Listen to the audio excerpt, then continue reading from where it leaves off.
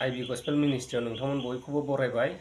लोगोसेयै आइबि gospel मिनिस्ट्रिनिफ्राय नोंथांमोननिसिम बयनिसिमबो good फ्राइडेनि मुङाव गाहाम हामलायनाय जासिहरबाय।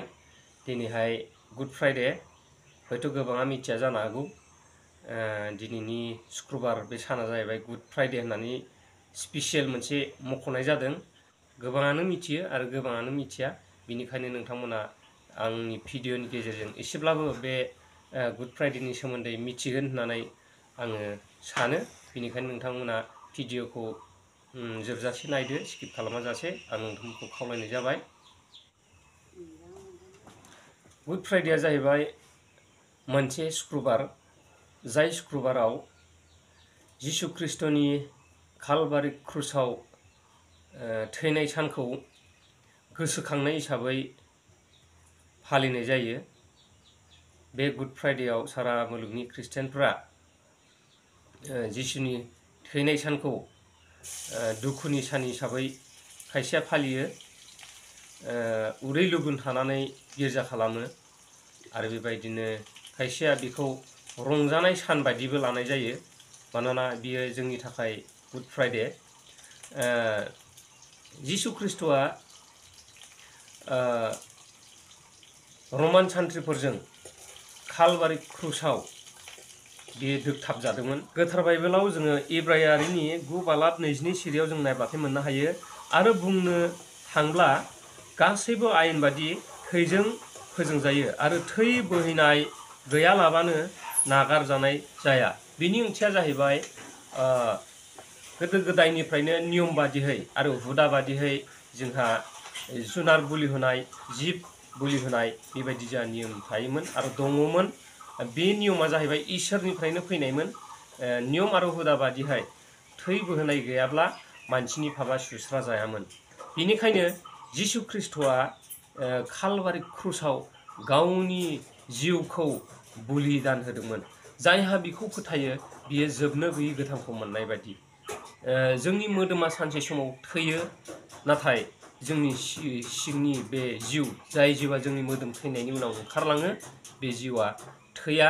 बे थैयै जिउआ जाहाथे जोबनो गैयै गोथाङाव बारस्लायो, जोबनो गैयै गोथाङाव बारस्लायोबा गोथां जिउखौ मोननो हायो, अमर जिउखौ मोननो हायो। बिनि थाखाय मानसिया पाप सुस्राजानायनि, पाप सुस्रानायनि गोनांथि दङमोन, पाप सुस्रानांनायनि गोनांथि दङमोन। बेनिखायनो मानसिया मा खालामोमोन? गोदो गोदायनिफ्रायनो नियम हुदा दङमोन जे जुनार जिब बुलि होनानै गावनि पापखौ मुक्ति लानायनि, सुस्रानायनि बेबायदि खामानिखौ मावबोबाय थायोमोन। बेनिखायनो बेखौ नोजोर होनानै इसोरा मोनसे हरबाय जे जिसु ख्रिस्ट'खौ बे संसाराव हरदों। बे जिसु ख्रिस्ट'खौ संसाराव हरनायनि गेजेरजों, बिनि बुलिनि गेजेरजों जाहाथे मानसिफ्रा बयबो पापनिफ्राय मुक्तिखौ मोननो हायो, पापनिफ्राय मुक्तिखौ मोननो हायो आरो पापनिफ्राय मुक्तिखौ मोननानै गावनि मोदोमनि थैनायनि उनाव आरोबाव सोरगो रायजोआव जायगा मोनो, इसोरनि रायजोआव जायगा मोनो आरो नोरगआव थांनायनिफ्राय बारग'नो हायो आरो इसोरनि रायजोआव जायगा मोनो आरो गोथां जिबनखौ मोननो हायो। बिनि थाखायनो जिसु ख्रिस्ट'आ कालभारि क्रुसाव गावखौ बलिदान होदोंमोन। बिखौ रमान सान्थ्रिफ्रासो हमनानै क्रुसाव दोगथाबनाय जादों। मा दायनि थाखाय जिसु ख्रिस्ट'खौ क्रुसाव होनाय जाखो, बिनि सोमोन्दै आं एसे बुंनो नागिरबाय। जोङो बाइबेलाव नायब्ला मोननो हायो, जिसु ख्रिस्ट'नियाव गाहाय दौरिफ्रा दाय नागिरदोंमोन। मा दायजों बिखौ क्रुसाव दोगथाबनो हागोन, मा दायजों बिखौ सिथारनो हागोन। बेनि थाखाय रमान धोरोमगुरुफ्रा, दौरिफ्रा बिसोरो दाय नागिरदोंमोन। नाथाय जिसु ख्रिस्ट'नियाव मुंबो दाय मोननो हायाखै। बै जायगायाव क्रुसाव होनाय नियमा ओरैबायदिमोन जे जाय मानसिया दुथां, सिखाव, सेग्रा, मानसि सिथारग्रा, बेबायदि दुथां मानसिखौ बै जायगायाव क्रुसाव होनाय जायोमोन। क्रुसाव होनानै बेखौ सिथारनाय जायोमोन। जेरैहाय जोंनि इण्डियायाव जाय मानसिया मानसि सिथारग्रा, मार्डारार, बेबायदिनो गाज्रि मानसि, बिनि जोबथा साजाया जाहैबाय फासि। थिग बेबायदिनो बै जायगायाव जाय मानसिया दुथां, मानसि सिथारग्रा, बिसोरनि जोबथा साजाया जाहैबाय क्रुसाव होनानै सिथारजानायमोन। नाथाय जिसु ख्रिस्ट'आ सासे धोरोमनि खामानि मावग्रा एबा जिसु ख्रिस्ट'आ सासे इसोरनि हाबा मावग्रा बियो मानसिमोन। बियो मानसि सिथाराखै, बियो दुथां खामानि मावाखै, बियो धोरोमिया सासे मानसिमोन। अब्लाबो बियो कालभारि क्रुसाव बियो दोगथाब जादोंमोन। बिनि दाया जाहैबाय जे बियो बुंदोंमोन आङो इसोरनि खुलुमग्रा न'खौ सिफायनानै सानथामजों लुखांफिननो हागौ, बेबायदि बाथ्रा बुंदोंमोन। बे मोनसेखौ पइन्टखौ लानानै बिसोरो सिथारनो खायदा लादोंमोन, नाथाय बे पइन्टजों बिसोरो कालभारि क्रुसाव होनानै बेखौ सिथारनो हाया। आरो बियो बुंदोंमोन जाहैबाय आङो ख्रिस्ट' इसोरनि बिसा हौवा, आङो ख्रिस्ट' इसोरनि बिसा हौवा होननानै बुंदोंमोन। बे पइन्टखौ लानानैबो रमान सान्थ्रिफ्रा जिसु ख्रिस्ट'खौ क्रुसाव होनो थाखाय नाजादोंमोन, नाथाय बिजोंबो बेखौ क्रुसाव होनो हाया। मानोना बे दायनि थाखाय क्रुसाव होनो हानाय बिस्रा लामा गैया। आरो मोनसे बुंदोंमोन जाहैबाय आङो जुदायारिनि राजा होननानै बुंदोंमोन। आङो जुदायारिनि राजा। बे आङो जुदायारिनि राजा होननाय बे मोनसे पइन्टखौ लानानै बिसोरो कालभारि क्रुसाव होनो थाखाय जिसु ख्रिस्ट'खौ नाजादोंमोन। नाथाय बेवहायबो बिसोरो बे आङो जुदायारिनि राजा होननाय बे पइन्टजोंबो बिसोरो जिसु ख्रिस्ट'खौ क्रुसाव दोगथाबनो हाया। धोरोमगुरुफ्रा, रमान धोरोमगुरुफ्रा जिसु ख्रिस्ट'खौ हादांगिरि पाइलेट होननानै बुङो, बे पाइलेटनियाव लाना थांदोंमोन आरो बिहैदोंमोन जे बे मानसिखौ जोंनो क्रुसाव दोगथाबनो थाखाय जोंनो बिथोन हो, जोंनो आगारनानै हो, जोंनो बिथोन हो, जोंनो पारमिसन हो होननानै बे पाइलेटनियाव बिहैदोंमोन। नाथाय पाइलेटआबो ओरैनो सहसाव नागारनो हाया, खारन बिनि दाया मा क्रुसाव दोगथाब जानाय नांगौनि, क्रुसाव दोगथाब जानांगौनि, क्रुसाव दोगथाब जानांलायनाय बे जिसु ख्रिस्ट'आ मा दायदों बा मा दाय मावदों बेखौ नागिरनायसै। जों गोथार बाइबेलाव माथाइनि 27:19 जों नायनि, आरो पाइलेटआ बिसारनि खथायाव जेब्ला जयो अब्ला बिनि बिहिया बेबायदि खबर हरबाय,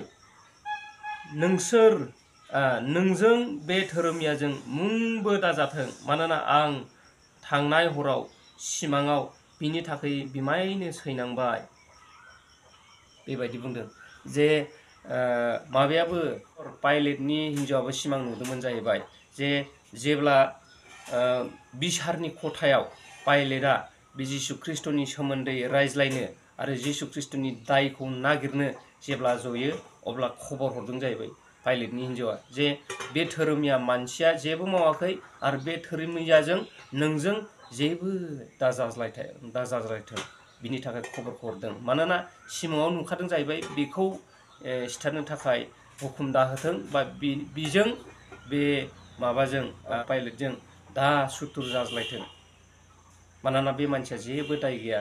बे खबरखौ पाइलेटनि हिन्जावा बिजिरनाय खथायाव जिरायनाय बे समाव हरदों। जिसु ख्रिस्ट'नियाव पाइलेटआ गोबां बाथ्रा सोंदोंमोन जे दाय नागिरनानै, नाथाय जिसु ख्रिस्ट'नियाव मुंबो दाय मोननो हायाखैमोन। 24 बुंदों जाहैबाय पिलाटआ नुबाय बियो मुंबो खालामनो हानाय नंलिया, दावराव जासिनबाय, अब्ला बियो दै लानानै दाफानि सिगाङाव गावनि आखाइफोरखौ सुनानै होनबाय, बिनि थैनि लागै आंहा दाय गैया, बे नोंसोरनिसो मावनाय। बेबायदिनो दौरि गाहायफोरजों आरो सान्थ्रिफोरजों गोबां बेबायदिनो मानसिफ्रा जमा जाबायमोन जे दौरि गाहायफ्रा खायदा खालामनानै मानसिफोरखौ बुथुमजोब्बायमोन जे बेखौ क्रुसाव होनांगौ होननानै बुंनो थाखाय, बेखौ क्रुसाव होनांगौ होननानै खावलायनो थाखाय माखासे रायजो राजाफोरखौ दौरि गाहायफ्रा बुथुमजोबनानै लाखाबायमोन जे पाइलेटनाव बे मानसिखौ जेरैखि जायाबाबो बिनानै क्रुसाव होथारनांगौ बिनि थाखाय। बिनिखायनो मानसिफोरनि ज' जानायखौ नुनानै पाइलेटआ नुबाय जाहैबाय जे आङो जेबो खालामनो हानाय नंला, मानोना रायजो राजाफ्रानो जमा जाखाजोब्बाय, बिनिखायनो आं बिसोरनो आगारनानै होनांसिगोन। पाइलेटआ सानदों जे आंहा जेबो राहा गैला, आङो आगारनानै होमारनांसिगोन दाय गैयाब्लाबो, बिदि सानदों।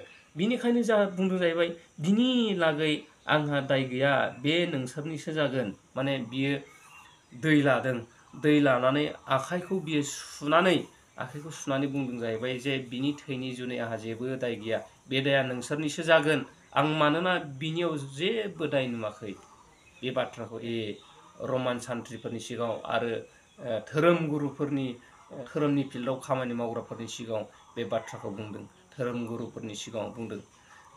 जों फारसेखै बुंदों जाहैबाय बे दाया धोरोम गुरुफ्राबो बुंदों जाहैबाय बे दाया नोंनि जानाय नङा, बे दाया जोंनिसो जागोन। बेखौ जोंनो आगारना होदो क्रुसाव दोगथाबनो थाखाय। बेबायदि धोरोम गुरुफ्रा पाइलेटनियाव खावलायदों। थिग बेबायदिनो पाइलेटआ बे जिसु ख्रिस्ट'खौ रमान सान्थ्रिफोर आरो धोरोम गुरुफोरनि रायजो राजाफोरनि आखायाव गथायनानै होदों। थिग बेबायदिनो जिसु ख्रिस्ट'आ जेबो दाय गैयाब्लाबो बियो कालभारि क्रुसाव बियो दोगथाबजादों। बे कालभारि क्रुसाव दोगथाबजानायनि माखासे गोथौ ओंथि दङ। बे गोथौ ओंथिखौ जों जायफ्रा बाइबेल फरायनानै नायो बिसोरसो मोनथिनो हागोन। आरो सोरबाफोर मिथिनो लुबैयोब्ला नोंथांमोना गाव गावनि खाथि खालायाव सोरबाफोर ख्रिस्टियान नङि मानसिफ्रा मिथिनो लुबैयोब्ला गोथौयै बिनि सोमोन्दै सोरबा खाथि खालायाव गावसोरनि खाथियाव सोरबाफोर ख्रिस्टियानफोर दङब्ला आरो बेबायदिनो ख्रिस्टियानफोर दङब्ला नोंथांमोना बिसिनियाव सोंनानै मिथिनानै लानो हागोन। नोंथांमोना सोंनानै मिथिनानै ला। दानिया बिनि ओंथिफोरखौ आं एसे फोरमायनो नागिरदों। बिनि ओंथिखौ फोरमायनो थाङोब्ला माखासे खोथाखौ जों मिथिग्रोनो गोनां दङ जे गोदो गोदायनिफ्राय जोंहा मोनसे हुदा दङमोन। जाय हुदाया जोंनियाव दासिमबो बबेबा मानसि माहारिफोरनियाव दङ। माने थै बोहैनाय गैयाब्ला मानसिनि पापआ खेमा थाङा। बियो नियम दङमोन गोदोनिफ्रायनो। बे नियमा इसोरनिफ्रायनो फैनायमोन। बेनिखायनो मानसिया पापनिफ्राय गनो थाखाय माब्लाबा लोमजाब्ला साजाब्ला न'खराव खस्थ' समयसाफोर फैयोब्ला मा खालामोमोन? जिब जुनार बुलि होनानै इसोरखौ गोजोन होयोमोन, इसोरखौ खुलुमोमोन। बे नियमा मानसिनियाव दङमोन आरो बे नियमखौ इसोरा गावनो मानसिनो लागै हरखादोंमोन। नाथाय जिसु ख्रिस्ट'नि क्रुसाव बुलि होनायनि उनाव बियो गैया जादों। मानोना इसोरा जिसु ख्रिस्ट'खौ क्रुस दंफां सायाव बुलि होनायनि गेजेरजों बुलि होनो थाखायनो बे संसाराव हरदों। आरो जायफ्रा बेखौ फोथायो बियो पापनिफ्राय गनायनि राहा लामाखौ मोननो हायो आरो बिनि पापआ मुक्ति जायो। जेब्ला सासे मानसिनि पापआ मुक्ति जायो, बियो गाव थैनायनि उनाव मोदोमाथ' बयनाबो थैखागोन नालाय, थैनायनि उनाव बिनि जिउआ इसोरनि रायजोआव सौहैफिननो हायो। सुबुं माहारिनि बुलि जानानै बियो दिनै मानसिफोरनि थैनायनि उनाव बिसिनि जिउआ इसोरनि रायजोआव थांफिननायनि राहा लामाखौ गावनि बुलिनि गेजेरजों संसाराव मानसि माहारिनो होलांदों। बे जिसु ख्रिस्ट'नि बुलिखौ नोङो आंनि थाखायनो ख्रिस्ट'आ बुलि जाबाय होननानै नोंथांमोना फोथायोब्ला आरो बेखौ नाजावनानै लायोब्ला बिनि बुलिनि गेजेरजोंनो दिनै नोंथाङा पापनिफ्राय गनायनि राहा लामा एबा मुक्तिखौ नोंथाङा मोननो हायो। बे बाथ्राखौ जोङो बाइबेलाव मोननो हायो। आरो जेब्ला नोंथाङा मुक्ति मोननो हायो, नोंथाङा मोदोमनि थैनायनि उनाव सोरगो रायजोआव इसोरनि रायजोआव नोङो थांनानै थाहैफिननो हायो। बे बाथ्राखौ जों बाइबेलाव मोननो हायो। जों बेखौनो गुड फ्राइडेनि गेजेरजों जोंनि बे गियानखौनो गुड फ्राइडेनि गेजेरजों जों सोलोंनानै लानो हायो। आरो बिनिखायनो बे गुड फ्राइडेआ जिसु ख्रिस्ट'नि थैनाय सान। बे गुड फ्राइडेनि समाव जिसु ख्रिस्ट'आ कालभारि क्रुसाव खासि बासि जिउखौ नागारदोंमोन। जे बियो गावनि आखायाव गाजोल रोजादोंमोन क्रुस दंफाङाव आरो आथिङाव गाजोल रोजादोंमोन क्रुस दंफाङाव। खर'आव सुनि थफि बियो आलायनानै होजादोंमोन। अहेबाव बियो जंजों सुजादोंमोन। नाथाय बेबायदि समाव गोबां दुखु खस्थ' सैनांदोंमोन। बे दुखु खस्थ' सैनांनानै बियो थैनांदोंमोन। बे दुखु खस्थ'जों थैनांनाया बिनि थाखाय थैनायनि सान, सैसो नांनायनि सानब्लाबो, नाथाय बिनि थैनाय सैसो नांनायनि साना मानसिफोरनि लागै पापखौ मुक्ति होनायनि मोनसे सान। बेनिखायनो बिनि थाखाय दुखुनि सानब्लाबो मानसिनि थाखाय मोजांनि सान। बेनिखायनो बे सानखौ गुड फ्राइडे मुं दोननाय जादों। बेनिखायनो बे सानखौ गुड फ्राइडे मुं दोननाय जादों। बेनिखायनो बे गुड फ्राइडेआ सारा मुलुगनि मानसिफोरनि थाखाय मोनसे मोजांनि सान। आङो बारा गोबाव बुंनो सानासै दिनैहाय थुलमुलबाबो बेखिनिखौ बुंनानै